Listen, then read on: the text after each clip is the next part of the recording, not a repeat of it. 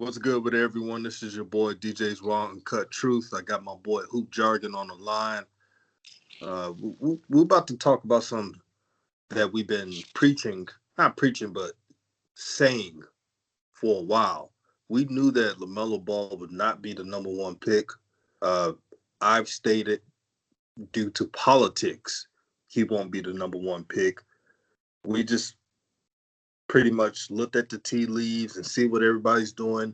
I knew it wasn't going to be the Warriors because Steve Kerr has beef with LeVar, and I knew it wasn't going to be the Minnesota Timberwolves because they have D'Angelo Russell, and D'Angelo probably told management that they didn't want to draft Ball. That's my opinion, but I asked Hoop Jargon what he thinks. What you think, Hoop Jargon? Yeah, man. Once you start to see the storyline shake out, you can kind of see what was going on in regards to your statement about Minnesota. Yeah, and I always stayed on that. I'm just like, D'Angelo Russell got moved out of his job one time before by a ball. So I just ain't see it happening twice. If you remember, he just started point guard for the Lakers before Lonzo got drafted. So, what I mean? I didn't see history repeating in that capacity, man. That'd have been a little rough, man. That'd have been a little rough on the dude. So yeah, I never saw him in Minnesota being a real possibility because they're just too similar as far as positioning and size and what have you. Now, Golden State, if you remember, I did predict that he would go there. That's what me thinking Golden State had the third pick. This was like in February when I said this, and it looked like it was a chance that he would probably have another opportunity when Clay went down. But it looks like Golden State just stayed to their draft board and did what they did. And if you believe, it was a Steve Kerr influenced decision, I get it. But yeah, man, it shook out how most of us knew. Charlotte was sitting there at 3. They need a somebody that's going to be, a franchise driver to bring interest to it, to the team. Because I mean, name 4 players on the Charlotte Hornets. I'll wait. Exactly. We know they have solid players in Devontae Graham. He shot and made 200 threes. That's nothing to sneeze at. And then P.J. Washington had a good rookie year. But we're talking about franchise changers potentially, and that's what you get in LaMelo.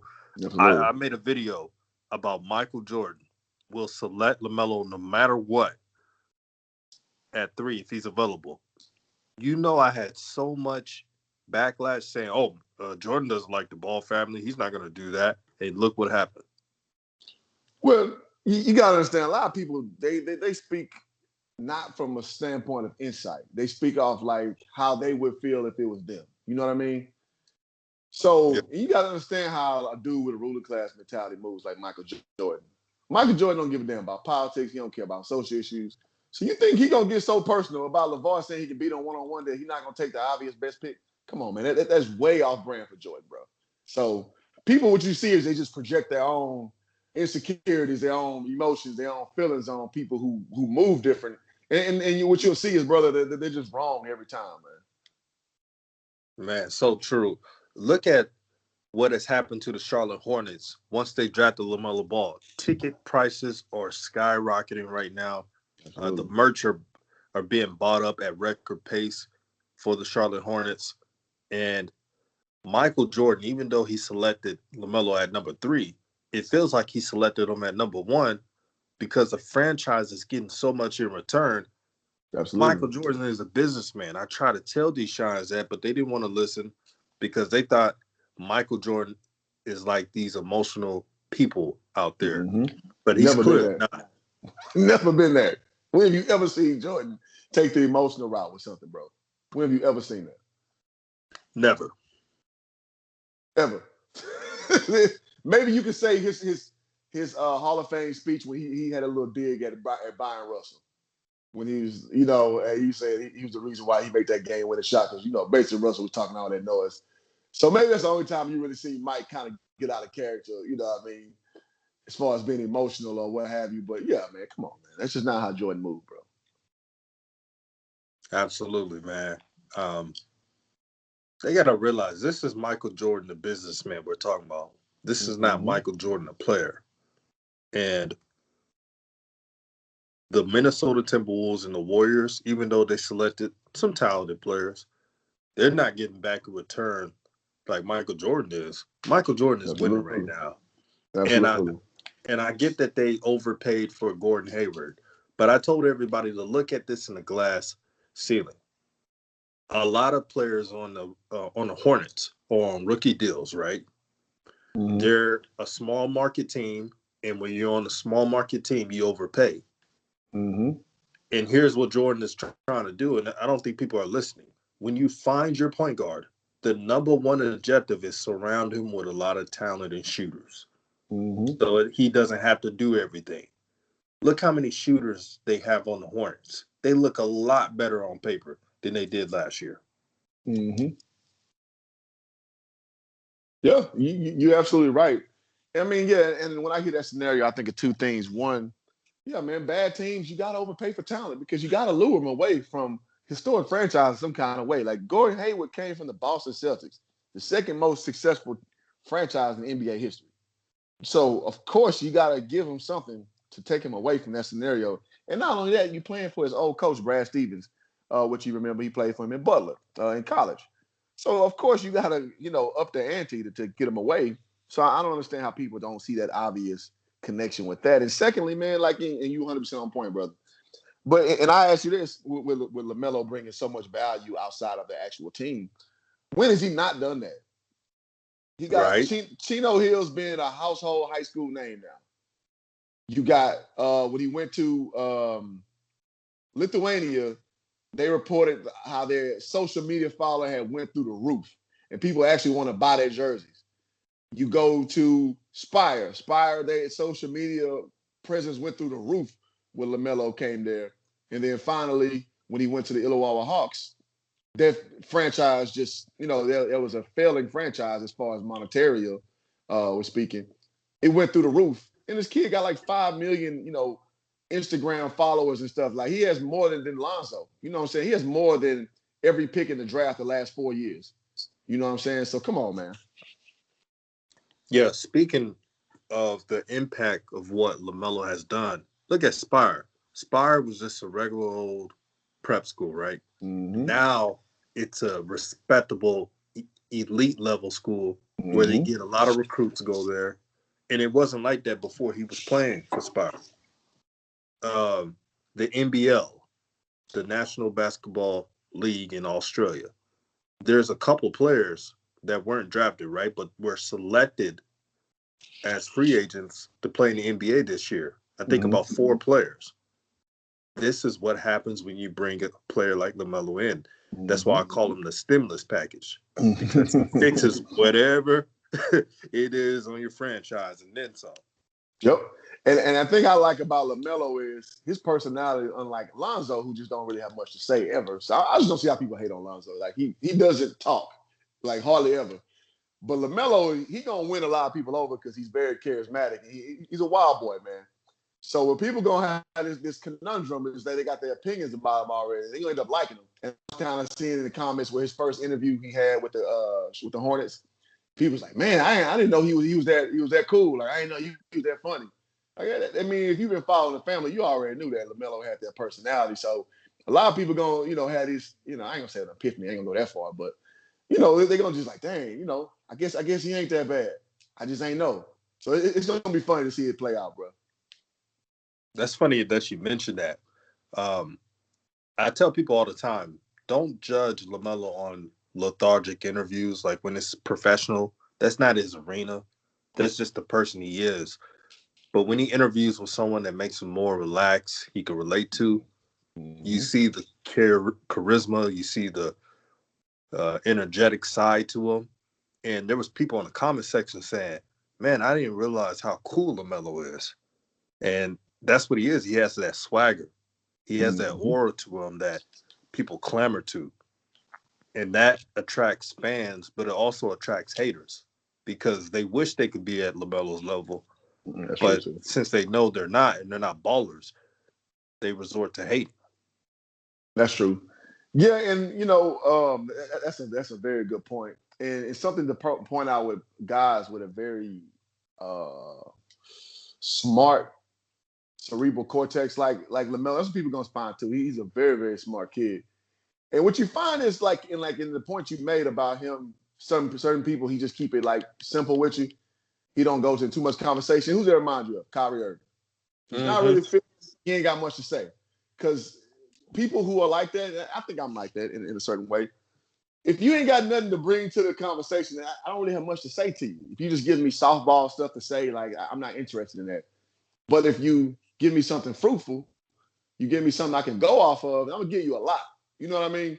And I think that's the case with Lamelo. If you remember, like you talking about, it's scholastics. Like this kid is a straight A kid. Well, it may not be straight A, but he made mostly A's, and he just was naturally smart, and he would get bored after he learns it. That's just who he is. And so you're just gonna see that a lot, man. And so a lot of people gonna slowly pick up on when he's interested. He's gonna have a lot to say, and he's gonna be a very charismatic kid. On top of all that. Yeah, I'm excited. I like what the Hornets are doing. They're doing what the Lakers didn't do with Lonzo. I said from the beginning, the Lakers were wrong at how they tried to develop Lonzo. They didn't put anything around him. Mm-hmm. No elite shooters, no elite veterans that can just do the right thing. They don't need the ball. They can play without the ball. What have I been saying? 3 and D players need to be surrounded by Lonzo. That didn't happen. Mm-hmm. You look at Charlotte. No matter what you say about Charlotte, Michael Jordan is surrounding Lamelo with talent, athletes, shooters, rebounders. Look at the roster. It tells you that if he's surrounded Lamelo with talent so he can flourish. And I Yeah. wish Lonzo would have had that opportunity. That's why LeVar has said constantly, it's not where you get drafted, it's who you go to. Yeah. Yep. I mean, and look even further. I mean, the Lakers dropped the ball in so many ways. No pun intended. With Lonzo I mean, you just played him in terrible spurts. You didn't even let him do what he does well, which is lead, which is direct, which is put people in position to win. You just pull them in, yanking them, pull them in, yanking them. So yeah, I mean, it's just so many ways you can decipher that situation. It's just like, bro, like, come on, man. If you're gonna bring him in and you say his name gonna be in the Raptors and all that, at least at the very minimum, if you can't bring the guys in from the front office, just let them play. Let him go out there and do what he's done his whole career, man. Like so, yeah, they dropped the ball in so many ways, man. Oh, absolutely. And we get it. There's things for Lonzo to improve on, like driving to the basket, being assertive on offense. We get Yes. that. But when you're drafting someone that high, you got to put them through the fire so you know what you're going to get. Mm-hmm. That's Yep. what the Lakers did wrong. Yeah. Well, the Lakers handling him with kid gloves, and that is literally the opposite of what his father did for him his whole life. His father never made excuses for him. You're gonna play against the best, and you're Mm-hmm. gonna you gonna learn about trial by fire is what they call that approach. And all of a sudden, the Lakers want to handle him with kid gloves, and he's never been handled like that in his life. So of course you're gonna get a different result. Now, unfortunately, injuries had something to do with the situation as well. But you're doing him in a way that he's not even used to doing just because you're scared. When he's not scared himself, I think there was an interview not too long ago when he was maybe it was Lamelo. He was just saying like his dad always made him play up, and he always played the best, so he used to it. Like none of that affects him. And I'm sure Lonzo went through the same thing.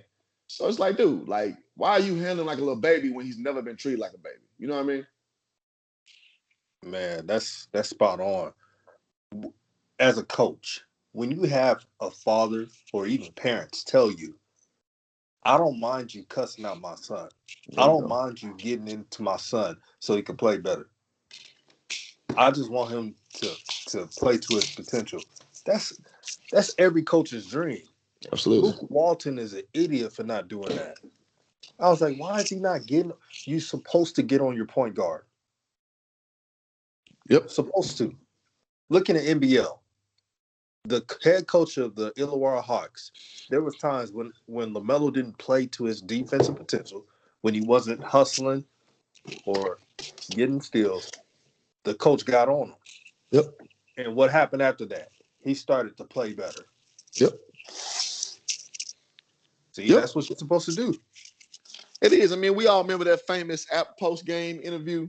Well, not interview, but like they had LeVar yelling at the team when LaMelo was playing AAU. and he was like, "You a selfish MF." Yeah, he like Mm-hmm. you sorry. You gonna be sorry. You don't really want this. You gonna be sorry until you give effort on both sides of the court and play like a leader. And blah blah blah. I said he's used to that. And you see Lamelo, he wasn't sulking really. He just listened to his dad like, okay, all right. Like he's used to that. And I'm sure Zoe again got the same type of scolding. Like this is how he is. Like so, why are you handling him like he's a a little bi when he's used to being talked to like a man already? So what's he did the hard work for you? I don't understand, man. Man, it's funny, man. You look at horrible coaches. Lonzo never played for a coach that's above 500. That's Yeah. so is Bi. So that's alarming. Look at the Kings. The Kings should have never gave away Dave Yeager. They probably would have been in a playing game. They would have been better.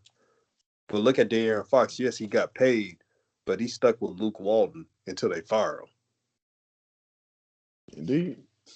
Yeah. And you know they're not going to make the playoffs this year. The West is too loaded. The West is hella loaded unless Fox takes a big step forward, man. And they just lost Harry Giles, which I know wasn't heavy in their rotation. Man. Marvin Bagley pretty much is a better version of the same player. So kind of took his shine a little bit, you know what I'm saying? But yeah, man, it's just like, but Luke, and I love Luke Walton because I'm a Lakers fan. But Luke Walton, the coach, man, I just saw a lot of bad. You know what? I've not seen good from Luke Walton yet. Like the same issues he was having with Zoe, he was having coaching De'Aaron Fox. And so I know a lot of people love De'Aaron Fox and what have you. But at the same time, what has De'Aaron Fox really done for you to have this great love affair for? And I ain't saying it's his fault. It's he still has not made the playoffs yet. He still has issues being healthy, which ain't Coach Luke Walton's fault. But they had problems winning close games. And that just goes to show from lack of preparation. That goes to lack of game preparedness, situational preparedness, let me say that. And like, I just don't see how Luke Walton is still employed when he's still struggling with the same thing. Like when he coached the Lakers, man, like we would give games up after we had a nice lead. We just couldn't keep leads. So I just, I guess I kind of went off on a tangent about Luke. It's just like, man, like when does the shelf life get cut off for a coach, man? You know what I mean? Yeah, the only reason why De'Aaron was still able to average his stats while having Luke Walton as a coach is because his mindset to drive. He's one of those players, like, if I don't see nothing there, I'm taking it to the basket. Absolutely. So you got to give him credit on that. But, yeah, they do act like De'Aaron Fox have been like Tatum or somebody who's been winning. Yeah. And it's the weirdest thing. Now, me and you, we support all H-Town athletes Absolutely. who make it to the pros. So shout out to De'Aaron Fox for that. But we're being real. Like, come on, man. Y'all acting like he's been an all-star. He hasn't even been an all-star yet. But I get why they do it. They do it because it's the De'Aaron Fox versus Lonzo. Mm-hmm. So they clamor to him because he's the anti-Lonzo. There you go. That's the only reason. It's not because he's made all-stars, which he hasn't, or anything else. It's because the De'Aaron Fox versus Lonzo, and nobody will ever convince me otherwise. No, you're absolutely right on point. I was about to use that exact same terminology, man. He represents the anti-Zoe, man. He is literally he represents the sword that you can slay the Lonzo hype with. And it's funny, man. It's goofy stuff you still see on the news.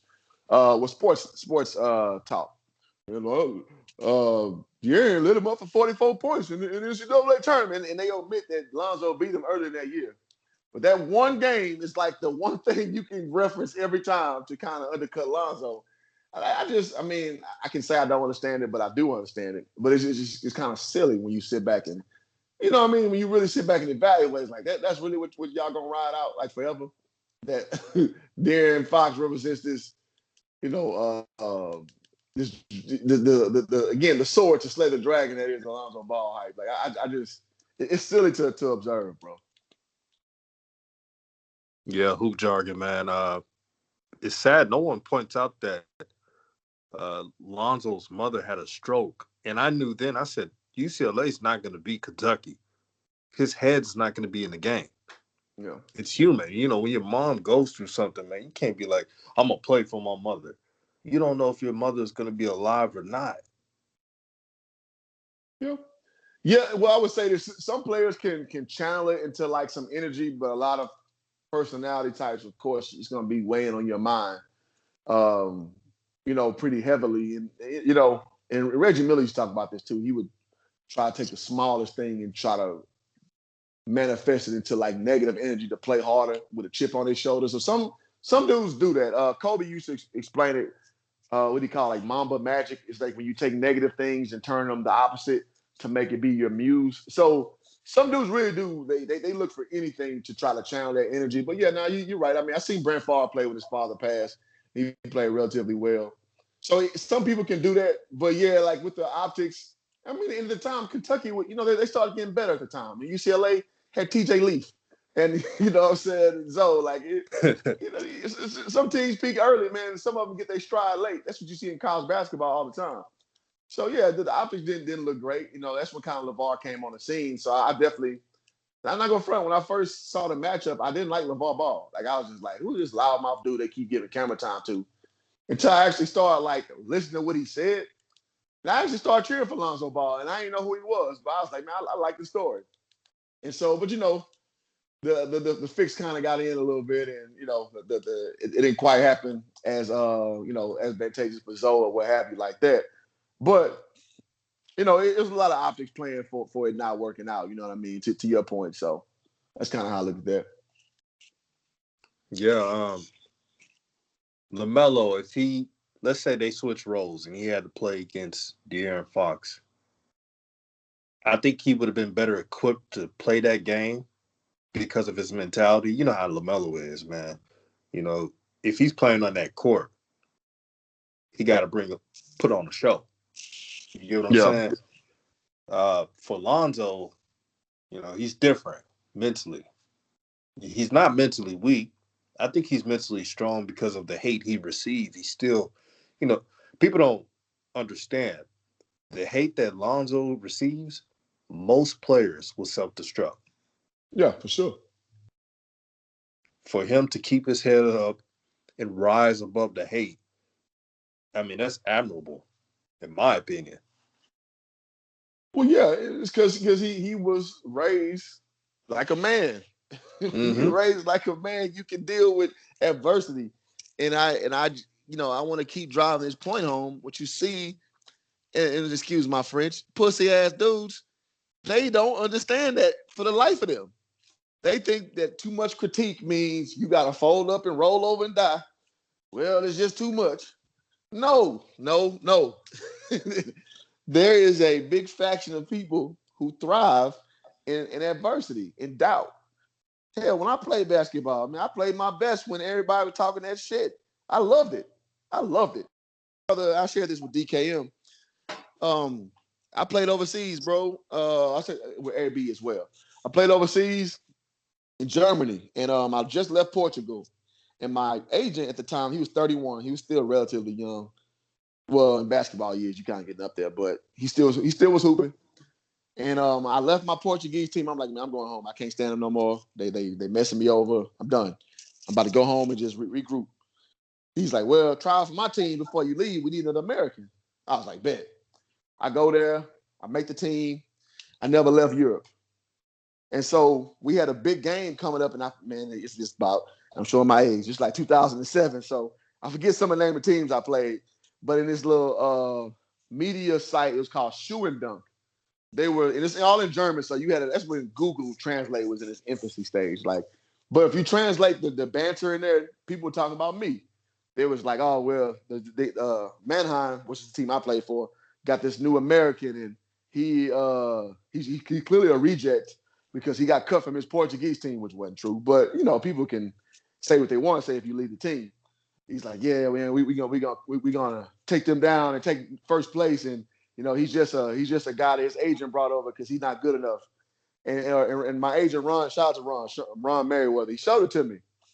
Oh boy, when I tell you I saw fire that next game, And the dude, I remember the guy's name, the best player's name was Hotman, Hotmann.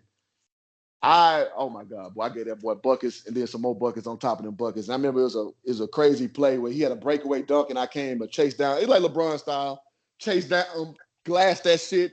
And I looked at the crowd and was like screaming, boy. I remember that so vividly, bro. But that headline in that little blog site, it fired me up so much, man. I just remember just like I've never been that pumped up for a game probably ever in my life. Well maybe it's another time. I just can't really recall. But yeah, man, sometimes people thrive in that space. So I want to say that, it's not necessarily a bad thing getting that negative stuff to boost you up. So Yeah, man. I just hope for the best for Lonzo. I hope he finds himself. yeah. I'm looking at the Pelicans roster. I don't know what the heck they doing. They got more point guards than anybody else. Point guards and small forwards, man. That's the Pelicans. I'm like, man, good luck. That's all I can say, man. Good luck, man. Like Oh man, so what's true, that movie man. Taken? Like the international enemy. Good luck. Yeah, Good yeah, luck. yeah. Good luck. That's a great movie, by the way. Yeah, I know. Excuse me. Yeah, that's a great movie. Yeah, man, it's funny, man. So to kind of bring it back full circle, when people say, "Oh man, you overpaid for Gordon Hayward," I'm just like, man, listen, man.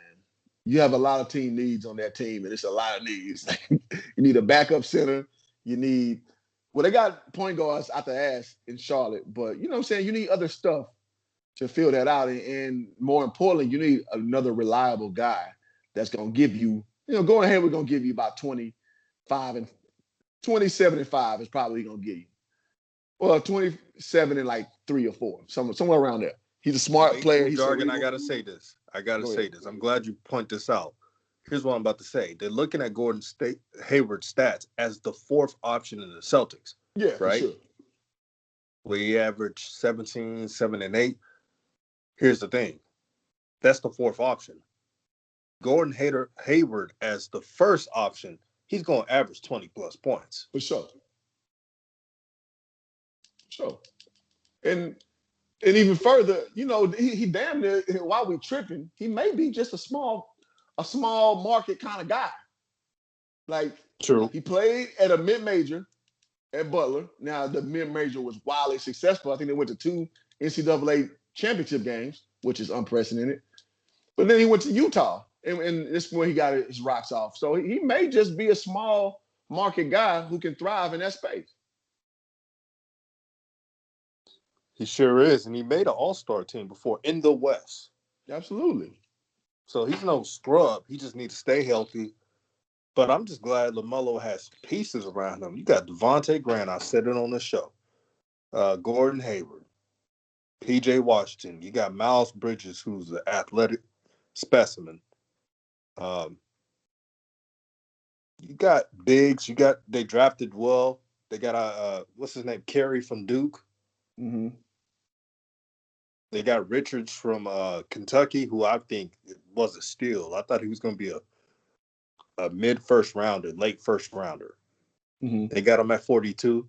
And then here's a player who reminds me of Van Fleet a little bit. Grant Riller. Grant Okay. Riller. He's still watching film on him. He reminds me so much of Van Fleet, but the difference is he's taller. He's 6'2". No. 2 inches helps a lot in the NBA. 6 foot and 6'2" is a big jump. Yeah, it is. It's That's a big different. jump, man. Now they It's the say difference. 6'3", but I think 6'3" with shoes is for him. So that's why I'm saying 6'2". Got you. Yeah, if he's 6'3", then yeah, that's a whole that's a combo guard now. That's a legit combo guard that can actually guard the 2 guard position if he pans out to be 6'3". So yeah, all right. Yeah, it's just my thing is with all that young talent, man. You got to cultivate it, man. You got to get everybody on one accord. You got to let everybody know their roles out there. So it's always scary with that transition process because everybody think you get their AAU type thing going. Everybody think it's equal opportunity out there. So we'll see how that comes together. with you know what I mean, when the roles get defined and what have you. Because you see it with the Pelicans, man, like all that young talent. You got guys like Frank Jackson thinking, you know, he's as good as Lonzo, he's good as Holiday. You know what I mean? And it kind of conflates thing a bit, man. So I'm very interested to see how it shakes out, man. Yes, indeed, brother. And the only reason why I didn't bring up Terry Rozier, for some reason, I think they're going to trade him. They have to. Yeah, you can't. You got to have. You don't want to cause conflict. You tell Terry Mm-hmm. Rozier, "Oh, you got to be a six man again." He ain't gonna take that shit. No, So he ain't. they're gonna they're gonna have to trade him respectfully and get that rolling. Uh, but I like what I heard from the coach. People are overreacting because they said, "Well, Lamelo has to earn it," but we believe that if he works hard, his potential will unleash. Pretty much, that's what they said.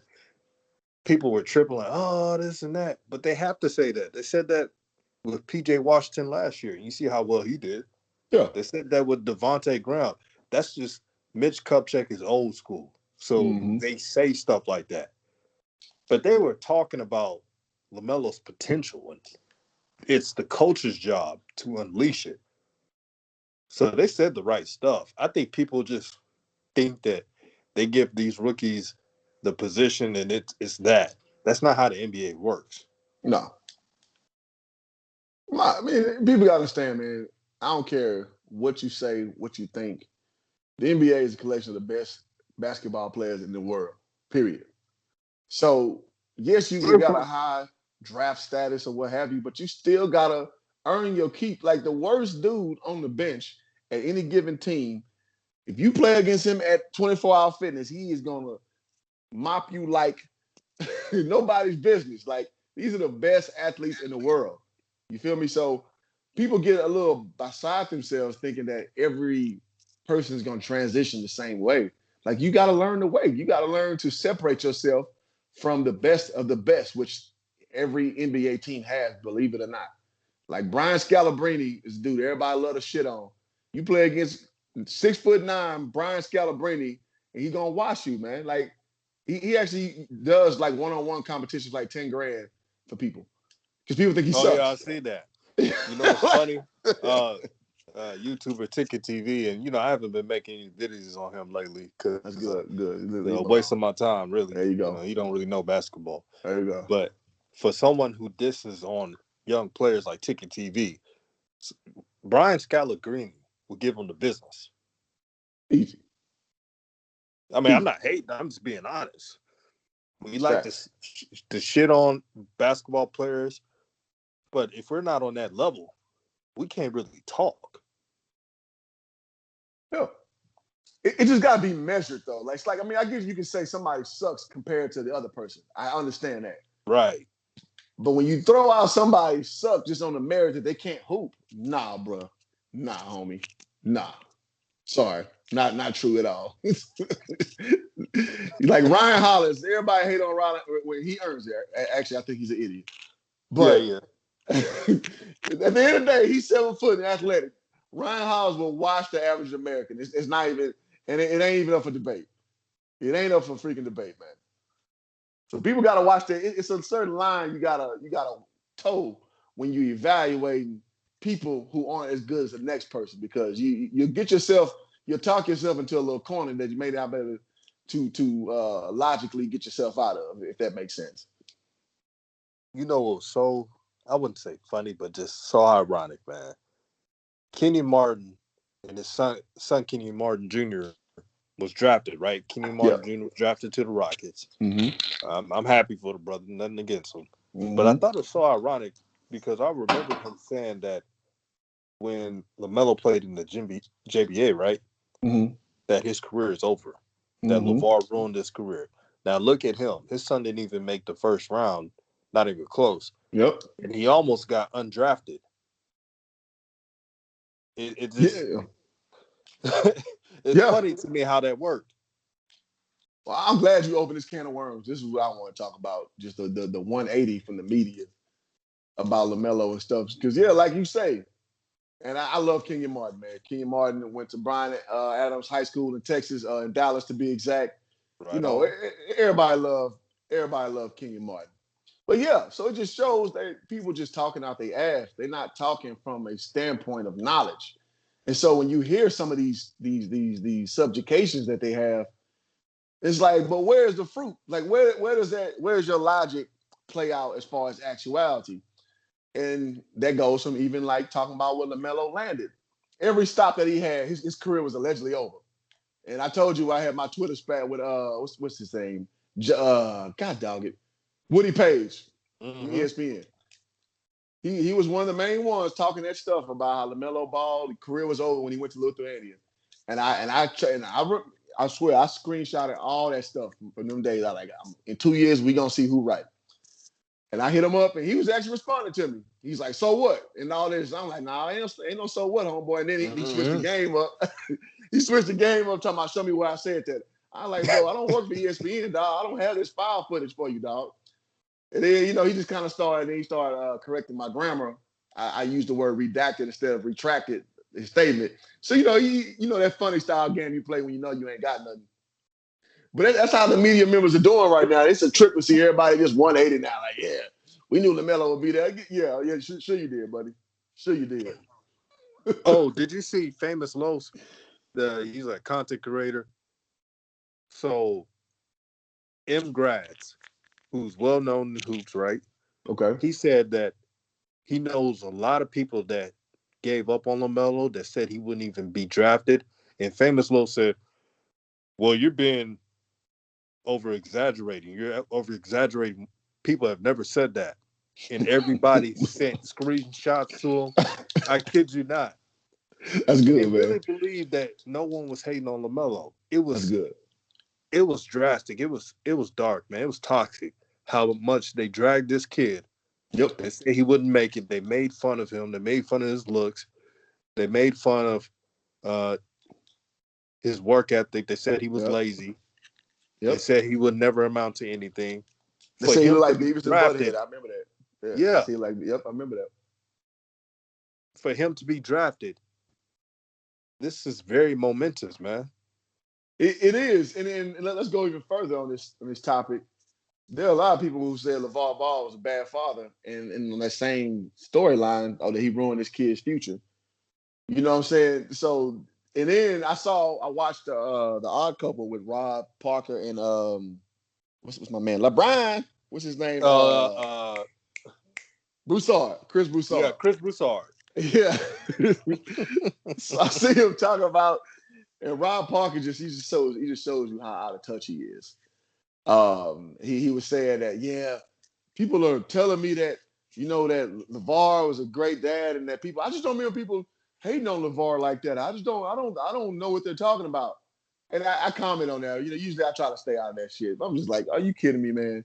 All them attacks ad nauseum about how he's such a horrible father, taking his son out of college for a year or a semester, really. If you know how it really goes, if you're a one and done, you're only going to class for a semester, and you're probably not even doing work. But people act like this one semester of college is like going to be the rise and fall of your pro career if you're a pro caliber player. Yeah, and I'm gonna say, get the hell out of here. That's not what I want to say. You know what I'm saying?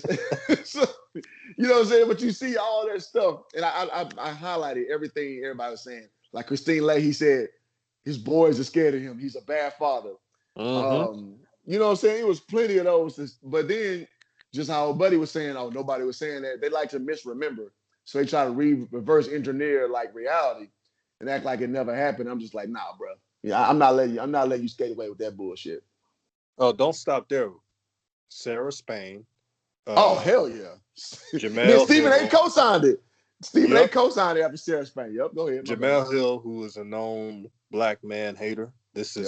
is well documented. Well documented. Uh, Michelle Beadle, who went on live when she was working at ESPN. I don't know why she had a job there. She was talentless. But let me digress. I remember Michelle Beadle saying, I hope LeVar's company fails and he stopped making money. She literally said this. Yeah. She literally said this. Yeah. That's how she Toxic, feel. It's toxic, bro. man hating females, feminists. Yep. They hate brothers like LeVar. Now, we're not capping and trying to say LeVar is always right. When he's wrong, I've said, like, hey, he should have done it that way, but that's his kids. See, that's maturity responses right there. Not, oh, he's a horrible father. He's horrible. The worst thing I ever heard. He's horrible to his wife Tina.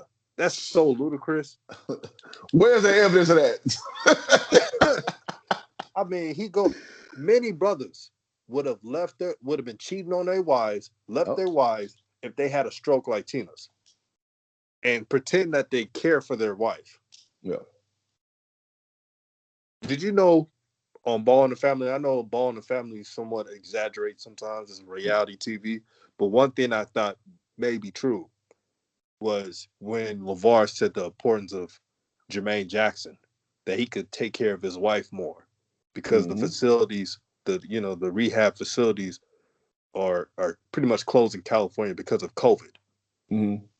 And he said he was thankful for Jermaine to see his vision in helping Lamelo out, so he doesn't have to do it all the time. He can have Jermaine take care of it while he takes care of his wife. You mean to tell me he don't care about his wife after hearing all that? Mm-hmm. I mean, when have you seen him not speak that way about his woman? When have you not seen him do that? So I just don't understand the logic of somebody who would even go there with that. I mean, if you saw evidence of it and you feel that way, no problem. If you have some information that I'm not privy to, no problem. But if you're just talking out your ass, like there's no evidence that has been. I'm sure if he puts something out there to cast doubt, it'll go viral. I'm sure of that. So my question is just where's the evidence of this phenomenon that you claim? Or what about the time where he had an interview and he was talking about family, right? And he said if he ever hear his sons cuss at his wife, at their Mm. mother, they can't come to the house. Yep. This is Yep. what a father is. See, a lot of people, a lot of shines are not raised by fathers, so they disrespect strong fathers. Mm-hmm. They have daddy issues, and they need to go see a psychiatrist to work that out. Well, But thanks. to go on and say he's a horrible father, like I respect people that say, I don't really rock with LeVar. He's a little out there for me, but he's a good father. I respect that. At least they're not personal. They're usually raised with fathers, right? Yeah. So you can rock with that. But when they Yeah. say he's a horrible father, that he has ruined their kids' lives, these kids got Bentleys, they got freaking Yeah. exotic Yeah. cars. Ruin Uh, me like that, please. yeah, exactly. Let me have that horrible life. We're so privileged, brother, and spoiled. If that's a horrible father, then sign me up for that. Sign me Did you up. did you look at Ball in the Family Yeah. when Lonzo told LeVar that he's signing, not signing, but he's having his own His own brand? brand. Yeah. LeVar was so proud of him. Yep. And you know why? Because he listened to him on the advice of starting your own stuff, your own brand. He even said, you know what? Let me buy some gear myself from you to show that he's invested in his son. That's what fatherhood's all about. There you go. And so it just comes full circle what we're talking about. People didn't have a dad like that, so they don't understand the overarching point that you're trying to instill leadership, ownership into your boys. Now, preferably, would he have them all under his tutelage on the big baller brand? I mean, there's no debate about that. Of course, he would prefer that. But him, as a forward-thinking man, which obviously he has, making 2.5 NBA players, he's like, man, the fact that you at least got the message to own your own stuff, man, boy, you've been listening to me. Let's do it. So that's what people don't understand because they're so used to thinking like a consumer. They're used to thinking like what's the word that I can use? You think reactive instead of proactive. So you think you get into these little spats about, oh, he ain't signed with the brand. Oh, he ain't rocking with his dad. And in the same breath, you're not watching because on TV, if you look at all the stuff they have, like when during COVID, when they was on TikTok or like Twitter or Instagram having these videos, they at their damn dad's house. They were there the whole time. So you don't pick up on the stuff that like, yeah, some of that stuff is media contrived, man, and you really are listening to what your dad imparted upon you, and you're applying to your life, man. I think So that's the true, ultimate man. goal. Yeah, So man. true. And lastly, what we're going to talk about is um, how the season's going to go for Lonzo and Lamelo. All I'll right. say this about Lamelo, and we've been talking about his name and what it carries since he's Lamelo Ball, and he gets hated on, and he doesn't get treated fairly by the media. Instead of treating him like a rookie, knowing he's going to have good games and bad games, he's going to have rookie mistakes like all rookies do. They're going to be biased. They're not going to be objective. I'm expecting it, so I'm cool with it. I know there's going Yeah. to be a game where LaMelo scores 20 plus points and have double digit assists, and I know there's going to be a game where LaMelo has 13 points, right? But he Mm-hmm. he probably shot 5 for 15, and he Mm-hmm. only barely had 5 assists, and it was against the Lakers. There's going to be a game like that, Yeah. and they're going to complain about that. The good thing about LaMelo, and this is not a diss to Lonzo, I'm just saying this is the mentality from LaMelo. If Lonzo had a game 13-7, right? Most people would say, "Hey, that's great." LaMelo has a game 13-7. That's a bad game for LaMelo. Yeah. Just how Well, he is. You get yeah. what I mean? No, I do. And I think, you know what, contrary to what most people would decipher that, I think that's a good thing. I think that because well, here's the thing. You just gotta have you gotta overstand people at some point. At some point, you gotta know the game. And I think we should make a video where we just earmark this.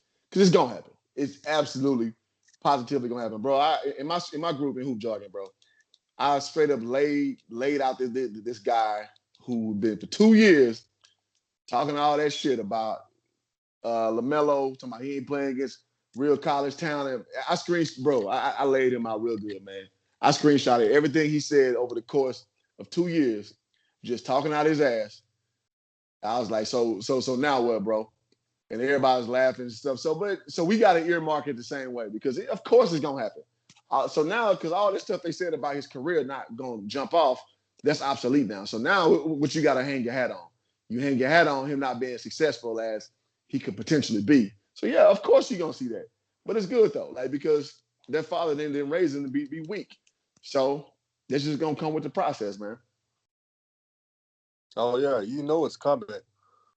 LaMelo Ball scores 14 points and barely has 5 assists, but he shot 5 for 15, 5 for 17. They'll look at his shot percentage and all that, say that's a horrible game. But that's actually a good thing.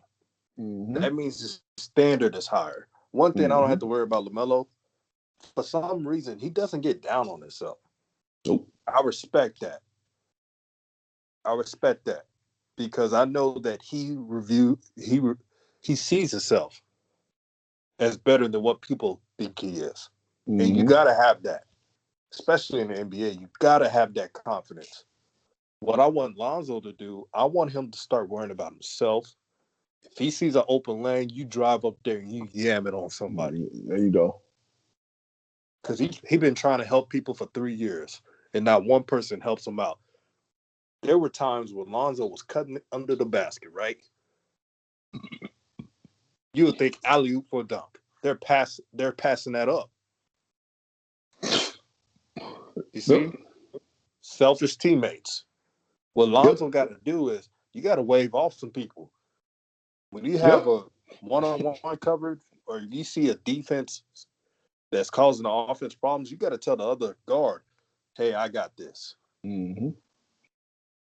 Because what happens when he passes the ball back to a guy like Etwan? I'm glad he's not on the team, by the Oh, way. it's going up. I know there wasn't a shot that Etwan didn't thought he could make. That bad boy Golly, this going up.